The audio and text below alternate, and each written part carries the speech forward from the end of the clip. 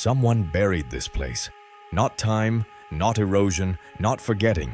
Someone deliberately, methodically, with coordinated physical labor, filled this place with tons of sediment, broken tools, and construction debris. They sealed it, they hid it underground, and then they left. What you're looking at is the hill of Göbekli Tepe in southeastern Turkey. For thousands of years, archaeologists walked past this hill and saw exactly what anyone would see: a natural rise in the terrain, nothing more. But in 1994, a German archaeologist named Klaus Schmidt looked at the same hill and saw something different. He saw that someone had placed that hill there on purpose, and what he found underneath would change everything we thought we knew about human history. Göbekli Tepe is the oldest temple in the world, 12,000 years old, 4 times older than Stonehenge, 6,000 years older than the pyramids of Egypt, older than writing, older than agriculture, older than any civilization recognized in a textbook. The site is made up of at least 20 circular enclosures, each ringed by T-shaped pillars that can reach 6 meters in height and weigh up to 20 tons. Every pillar is decorated with low-relief carvings: foxes, snakes, scorpions, vultures, crocodiles, lions, headless human figures, arms carved into the sides of some pillars as if the monoliths themselves were humanoid figures. This was not made by a primitive culture that had just discovered fire. To understand the scale of the problem, when Stonehenge was built, Göbekli Tepe had already been buried for 6,000 years. The gap in time between Stonehenge and us is exactly the same as the gap between Stonehenge and Göbekli Tepe, and we already consider Stonehenge extraordinarily ancient. Klaus Schmidt excavated the site for 20 years until his death in 2014. In that time, his team uncovered 4 primary enclosures in what we call Layer 3, the oldest layer of the site. But ground-penetrating radar data indicates there are at least 16 more enclosures still unexcavated, extending beneath the hill. Today, only 5% of the site has been uncovered. No one fully knows what lies beneath. But what we already know is enough to give conventional archaeology a very serious problem. Here is the first anomaly. In the history of human architecture, structures become more sophisticated over time. We start with simple shelters and end with skyscrapers. That is the natural trajectory of any culture that learns and accumulates knowledge. Göbekli Tepe does the opposite. Layer 3, the deepest, the oldest, the 12,000-year layer, contains the largest, most elaborate, and most precisely executed pillars on the site. The enclosures are wider, the geometry more complex, the carvings more detailed. Layer 2, the more recent layer, has smaller pillars, simpler enclosures, and less precise workmanship. The site did not evolve upward. It evolved downward. What this means is that the most advanced builders came first. What came after was degradation, not progress. Where did those original builders come from? Where did they learn? No one knows. The second anomaly lives in a single pillar. Pillar 43 is the most famous stone at Göbekli Tepe. They call it the vulture stone. It shows a sequence of scenes: a vulture with a circle above its wing, a row of birds, a scorpion, a headless human figure, and a series of abstract symbols arranged in a specific order. For decades, archaeologists classified it as religious art, symbolic imagery, no concrete meaning.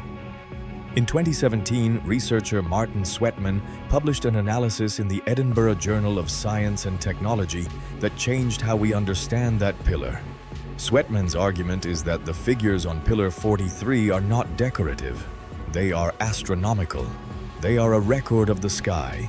The vulture with the circle above its wing corresponds to the constellation Sagittarius, positioned exactly where it would have been in the year 10,950 BC. The scorpion corresponds to Scorpius, the constellation, not the animal. And the headless figure, combined with the position of the birds, describes the specific moment when something fell from the sky. 10,950 BC. The Younger Dryas boundary. The builders of Göbekli Tepe may have carved into stone the exact moment their world was destroyed. Not as art, as a record, as evidence that something happened in the sky, and they wanted future generations to know exactly when. The archaeological community responded to Sweatman's work the same way we've seen in this channel before. Not with counter-evidence, with methodological objections, with institutional silence. The paper is still published, the correlations are still there, and no one has convincingly explained why those specific animals, in that specific sequence, match the sky of 12,000 years ago with that degree of precision. But there is something else that never makes it into television documentaries. Something that archaeologists found during the excavations, something the academic press handled with extraordinary discretion. What they found in the deepest layers of the site changes the meaning of everything. Let's go back to the original crime. Göbekli Tepe was not covered by time. It was actively buried. The fill material that Schmidt's team spent 20 years excavating included soil, small stones, broken tool fragments, animal bones, and pieces of the pillars themselves. It was organized work, methodical.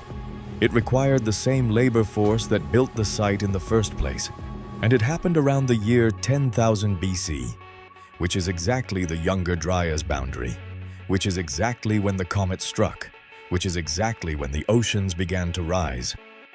The statistical probability that the deliberate burial of this site coincides with the most catastrophic event of the last 20,000 years is, in academic language, statistically significant.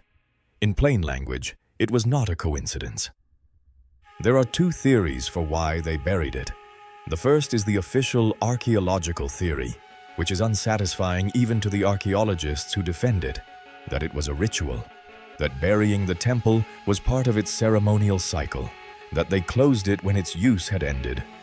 The problem with that theory is that there is no other example in the entire archaeological record of a people methodically burying their most important sacred site over years of coordinated labor and then abandoning it completely. The second theory is simpler. They knew something was coming, and they wanted this place to survive. They buried it not to hide it, but to preserve it, to protect the pillars from the impact, from the flood, from fire, to keep the carvings intact, to make sure the astronomical record of Pillar 43 reached the other side of the event undamaged. And it worked. 12,000 years later, Klaus Schmidt excavated the Layer 3 pillars and found them nearly perfectly preserved. The reliefs intact, the geometry intact, the record in stone intact. The burial worked exactly as it should have worked if preservation was the goal. Now comes the question no one wants to ask publicly. If the 5% we've uncovered already contains everything we've just described, the astronomical pillars, the coded carvings, the 20-ton architecture with no identified builders, what is in the 95% still underground? Ground-penetrating radar data indicates at least 16 additional enclosures untouched beneath the hill. Some of them, based on their depth, would predate the layers we already know. Older than Göbekli Tepe, at a site that is already the oldest in the world. And here is the detail that conventional archaeology handles with the greatest possible discretion. Before his death, Schmidt stated in interviews that the deepest excavations had turned up evidence of a constructional layer that doesn't fit the site's known chronology. He never specified further in public, and after his death, his most detailed field notes have not been fully published. The site is now under UNESCO protection. Excavations will proceed slowly, under supervision, under institutional discretion. 95% is still waiting. Göbekli Tepe forces us to rewrite the timeline of human civilization. If 12,000 years ago there existed a culture capable of building this site, with advanced geometry, precise astronomical knowledge, the organization of hundreds of workers, and the foresight to record a cosmic event for future generations, then the question is not who were they, The question is, where is the rest of what they built? In the last video on this channel, we covered 9 structures that survived the flood. Some on the ocean floor, some in plain sight, some buried. Göbekli Tepe was not on that list. Göbekli Tepe is different. It did not survive the flood by accident. It was prepared to survive it, which means the builders knew what was coming with enough lead time to organize the burial, to preserve the record, to plan for the evidence to survive, even if they couldn't guarantee their own survival. There is a way to read Pillar 43 that goes further than astronomy. If the figures are a record of the comet impact, the headless human figure is not a victim. It is a narrator. It is someone who knew what was about to happen and carved it into stone so that we, on the other side of the event, would know what they witnessed. We were here. We built this. Something came from the sky. We buried this so you would find it. We found it. 12,000 years later, we found it exactly where they left it, but only 5%. What lies beneath the remaining 95% may be the most important archaeological record in the history of the human species. Or it may be something we don't yet have the right questions for.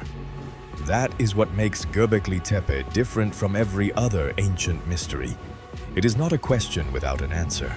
It is an answer we haven't finished uncovering. If you made it this far, you already know what this channel is about. This is not what they taught you in school. This is what the evidence says when no one is watching. The next video is going to explore something the builders of Göbekli Tepe may have known, something conventional archaeology has systematically ignored for 100 years. The identity of the civilization that came before them.